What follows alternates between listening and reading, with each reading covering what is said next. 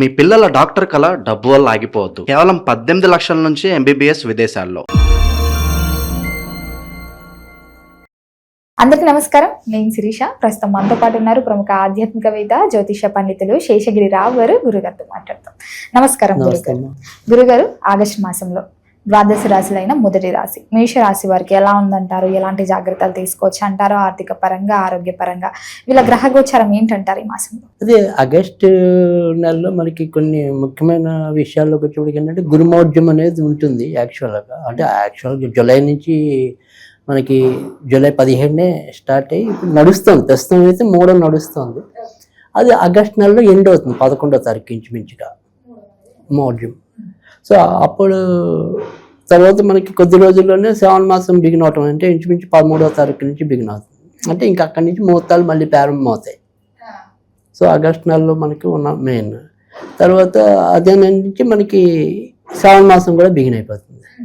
So ఇంక ఇక్కడ నుంచి ఆడవాళ్ళకి పండగ. సో అక్కడి నుంచి నోములు పట్టే వాళ్ళు నోములు పట్టుకోవటం, తర్వాత వరలక్ష్మి వ్రతం చేసుకునే వాళ్ళు వరలక్ష్మి వ్రతం చేసుకోవటం ఇత్యాది విశేషాలు ఉంటాయి.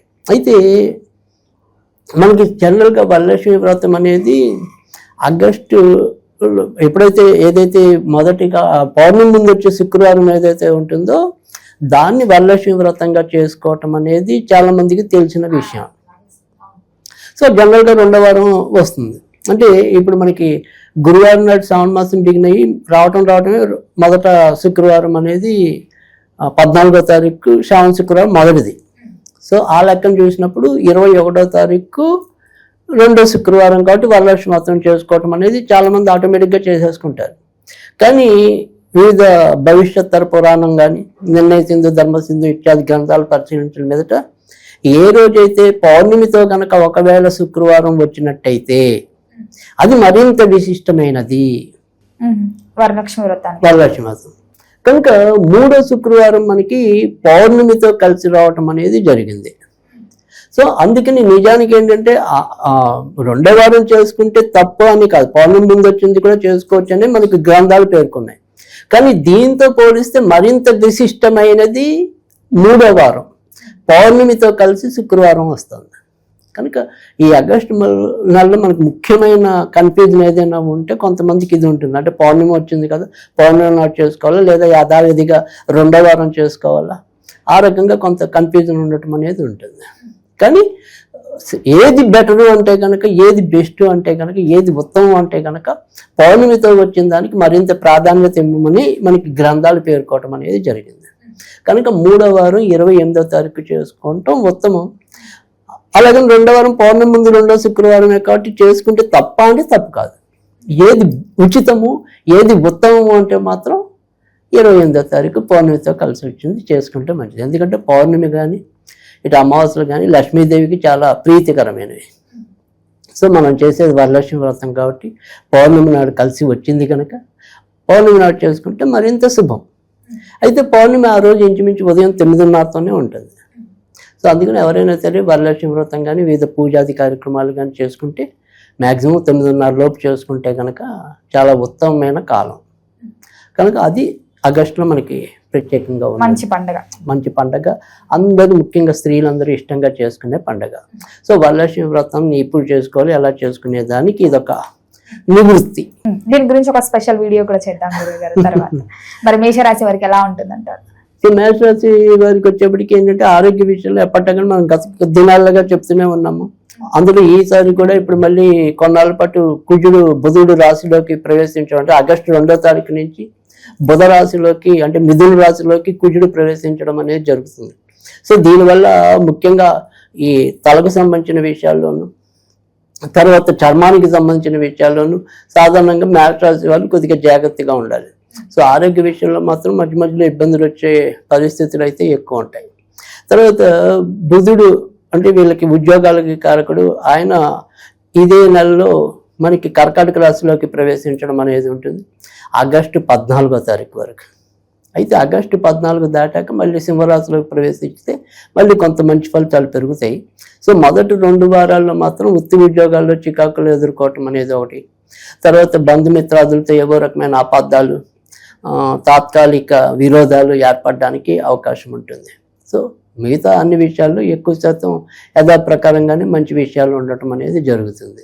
మరి ఉద్యోగ రంగంలో ఉన్న వారికి కూడా ఎలా ఉంటుందండి? ఉద్యోగ రంగంలో ఇందాక మనం చెప్పుకున్నాం, తాత్కాలికంగా అంటే ఇంచుమించుగా చెప్పాలి అంటే కనుక మేష రాశి వాళ్ళకి ఎక్కువ శుభ ఫలితాలు అయితే 2వ వారంలోనే ఉంటాయి. మొదటి 2 వారాలు కొంత ఒడిదుడుకులతో వెళ్ళటం, తాత్కాలికంగా ఏవో రకమైన ఇబ్బందులు ఎదురవుతూ ఉండటం, తర్వాత కొత్తగా ఉద్యోగం రావాలి అనుకునే వాళ్ళకి కూడా నోటి దాకా వచ్చినట్టే వచ్చే అవకాశాలు ఏదో విధంగా చేజారిపోతాం అనేది ఎక్కువగా ఉంటుంది. అయితే శుక్రుడు ప్రస్తుతానికైతే కనుక మనకి కర్కాటకంలో ఉండి తర్వాత 2వ తారీఖు నుంచి ఇప్పుడు సింహరాశిలోకి మారటం అనేది ఉంటుంది. ఇంచుమించు నెలాఖరు వరకు కూడా శుక్రుడు అక్కడే ఉంటాడు. 29 ఆ టైంకి వచ్చేప్పటికి కన్యలో నీచంలోకి రావటం అనేది ఉంటుంది. సో కన్యరాశిలోకి ప్రవేశించే వరకు వృత్తి ఉద్యోగాల్లో కొంత డెవలప్మెంట్స్ అవి పెరగటం అనేది ఉంటుంది. ఎప్పుడైతే నీచ పడతాడో అక్కడి నుంచి ధనస్థానం అంటే ఆర్థికంగా కూడా కొంత ఇబ్బందులు ఎదుర్కోవటం, అధిక ధన వ్యయం వంటి ఫలితాలు ఉండటం అనేది అయితే కనుక జరుగుతుంది. మరి విద్యార్థులకు ఎలా ఉంటుందంటారు ఈ మాసం? అయితే మేష రాశి వారికి విద్యార్థులకు వచ్చేప్పటికి ముఖ్యంగా ఇందాక మనం చెప్పుకున్నట్టు మొదటి 2 వారాల్లో కొంత ఇబ్బందులు ఎదుర్కోవటం అనేది, సో కొంత చపలచిత్తంతో ఇబ్బంది పడటం అనేది, నిర్ణయాలు తీసుకోవడంలో తొందరపాటు అనేది ఎక్కువగా కనిపిస్తుంది. ఎప్పుడైతే పంచమ స్థానంలోకి బుధుడు చేరుకోవటం అనేది ఉంటుంది, తర్వాత మళ్ళీ ఇంచుమించు 2వ వారంలోకి వచ్చేప్పటికి రవి కర్కాటకంలోకి ప్రవేశించడం అనేది, తర్వాత సింహంలోకి ప్రవేశించడం అనేది ఇవన్నీ ఉంటాయి వరుసగా. సో అందుకని క్రమంగా మంచి ఫలితాలు పొందటం అనేది ముఖ్యంగా 2వ వారం దాటిన తర్వాత నుంచే ఎక్కువ మంచి ఫలితాలు రావటం అనేది ఉంటుంది. మరి కుటుంబ వాతావరణం కూడా ఎలా ఉంటుందంటారు? కుటుంబ వాతావరణానికి సంబంధించినంత వరకు మరీ చెప్పుకోదగిన ఇబ్బందులు అయితే ఏమి ఉండవు. తాత్కాలికంగా కోపతాపాలు వచ్చినప్పటికీ కూడా అలా వచ్చి అలా పోవటం అనేది అయితే ఉంటుంది. ఆయాన్ని మళ్ళీ బాయ్ అంటం అనేది అయితే ఉంటుంది. సో మరీ బెంగపడాల్సినంత అవసరం అయితే కనుక లేదు.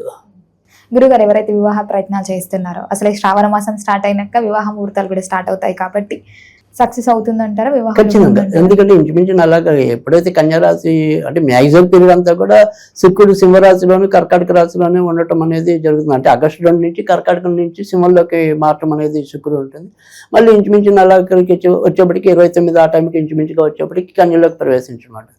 సో మేజర్గా అయితే కనుక 29 మ్యాక్సిమం అంటే ఆగస్టు 29 వరకు. సో అందుకని ఖచ్చితంగా మంచి ఫలితాలే ఉంటాయి కనుక ఖచ్చితంగా వారు అంటే కొత్తగా వివాహం కావాలనుకునే వాళ్ళు, తర్వాత ఇప్పటిదాకా భార్యాభర్త మధ్య చిన్న భేదాలు ఏదైనా ఉంటే అవి నెలాఖరులో తాత్కాలికంగా వస్తాయి. అప్పటిదాకా వాళ్ళిద్దరి మధ్య కూడా చక్కగా పరస్పర అవగాహనతోనే పావు రావడం అనేది అయితే ఉంటుంది. సో అందుకని కుటుంబ జీవితం బాగుంటుంది, కొత్తగా పెళ్ళి అవ్వాలనుకునే వారికి కూడా బాగుంటుంది. గురుగారు, ఈ మాసంలో ఎవరైనా పెట్టుబడులు పెడదాం అనుకునేవారు, కొత్తగా వ్యాపారం స్టార్ట్ చేద్దాం అనుకునేవారు చేయొచ్చు అంటారా? ఖచ్చితంగా చేయొచ్చు. ముఖ్యంగా మెడికల్కి సంబంధించిన వ్యాపారాలు చేయాలనుకునే వారికి చాలా మంచి ఫలితాలు ఉంటాయి. తర్వాత బట్టలకు సంబంధించిన వ్యాపారాలు ఏమైనా చేయాలనుకుంటే కనుక మంచి ఫలితాలు ఉంటాయి. కాస్మెటిక్ రంగానికి సంబంధించినంత వరకు కూడా మంచి ఫలితాలు ఉంటాయి. తర్వాత బ్యూటీ పార్లర్లు కానీ, తర్వాత సెలూన్స్, అది ఏమంటాం స్పా అంటాం కదా, సో బ్యూటీ స్పా అటు యూనివర్సల్ అంటే యూనిసెక్స్ అంటే మగాళ్ళకి కానీ ఆడవాళ్ళకి కానీ ఎవరికైనా కానీ మంచి ఫలితాలు ఉండటానికి ఉంటుంది. అలాంటి వ్యాపారాలు చేయాలనుకునే వారికి మంచి ఫలితాలు ఉంటాయి. తర్వాత బట్టలను మనం చెప్పుకున్నాం, తర్వాత టైలరింగ్ కూడా బొటిక్స్ అలాంటి వాళ్ళు కూడా పెట్టుకోవడానికి మంచి ఫలితాలు ఉంటాయి. మరి గురుగారు, మొత్తం మీద చూస్తే వీళ్ళకి ప్రథమార్థం బాగుంటుందంటారా, అమావాస్య తర్వాత ద్వితీయార్థం బాగుంటుంది? ఖచ్చితంగా ద్వితీయార్థమే మంచి ఫలితాలు మరింత పెరిగే సూచనలు అయితే కనుక ఎక్కువ కనపడుతుంది. ఇంచుమించుగా ఆగస్టు 29 దాకా కూడా ఎక్కువ శాతం అయితే కనుక మంచి ఫలితాలు ఉంటాయి. మరి ఈ మాసం మొత్తం ఇంకా బాగుండాలంటే ఏ దైవ నామస్మరణ బాగుంటుంది అంటారు? ఎలాంటి పరిహారాలు చేసుకోవచ్చు అంటారు? సో ఖచ్చితంగా మనం ఏంటంటే ఈ నెలంతా కూడా మెయిన్ ఇప్పుడు ఈసారి వీళ్ళకి చెప్పే ఫలితాలన్నింటిలో కూడా లక్ష్మీదేవిని ఎవరిని పూజ, ఎందుకంటే మనకి ఇప్పుడు రానున్న ఆగస్టు అంతా కూడా సాధారణంగా ఎక్కువగా లక్ష్మీదేవిని పూజించడం అనేది ఉంటుంది. కాబట్టి ఈసారి స్పెషల్గా మనం ఏం చేస్తున్నామంటే ఖచ్చితంగా మేష రాశి వాళ్ళు ఈసారి సంతాన లక్ష్మిని పూజించినట్టయితే కనుక, అష్టలక్ష్ముల్లో మనకి వివిధ లక్ష్ములు ఉంటాయి కదా, ఈ సంతాన లక్ష్మిని పూజించడం వల్ల ఏం మంచి జరుగుతుంది అంటే కనుక వీళ్ళకి కొంతవరకు తొందరపాటు నిర్ణయాలు తీసుకోవటం అనేది, ముఖ్యంగా ప్రథమార్థం ఏదైతే మొదటి 15 రోజుల్లో కొంత ఇబ్బందులు ఎక్కువ పడే ఉంది అన్నట్టు తొందరపాటు నిర్ణయాలు ఉంటాయని చెప్పాం. సో ఈ సంతాన లక్ష్మి వల్ల ఏంటంటే పంచమ స్థానం అనేది, అంటే సంతానం అనేది జాతకాల్లో పంచమ స్థానం. సో పంచమ స్థానం అనేది మన బుద్ధి స్థానం. సో అందుకని నిర్ణయాలు తీసుకోవడం కరెక్ట్ అవుతుంది. పైగా ఇక్కడ ఈ సంతాన పరంగా ఉండే చికాకులు కానీ, తర్వాత సంతాన అభివృద్ధి కానీ, అంటే మన ఇంట్లో నేను మాస్టర్స్ అనుకోండి, నా పిల్లలు ఎవరైనా విద్యార్థులు ఉన్నారనుకోండి, వాళ్ళ పరంగా ఏదైనా సరే నేను వ్యాకులత చెందితే ఆ వ్యాకులత పోగొట్టడానికి. సో అందుకని ఈ నెల అంతా కూడా వీరికి సంతాన లక్ష్మికి సంబంధించిన స్తోత్రం చదువుకోవటం, లేదా సంతాన లక్ష్మి అష్టోత్తరం కూడా ఉంటుంది. దాన్ని మనం శుక్రవారం లక్ష్మీదేవికి ఆ సంతాన లక్ష్మి అష్టోత్తరం చదివి పూజ చేసినా కూడా చాలా చక్కటి మంచి ఫలితాలు ఉంటాయి. గురుగారు, మొత్తం మీద ఆగస్టు మాసంలో మేషరాశి వారికి ఎలా ఉంది, ఎలాంటి జాగ్రత్తలు తీసుకోవాలో తెలియజేసినందుకు ధన్యవాదాలండి.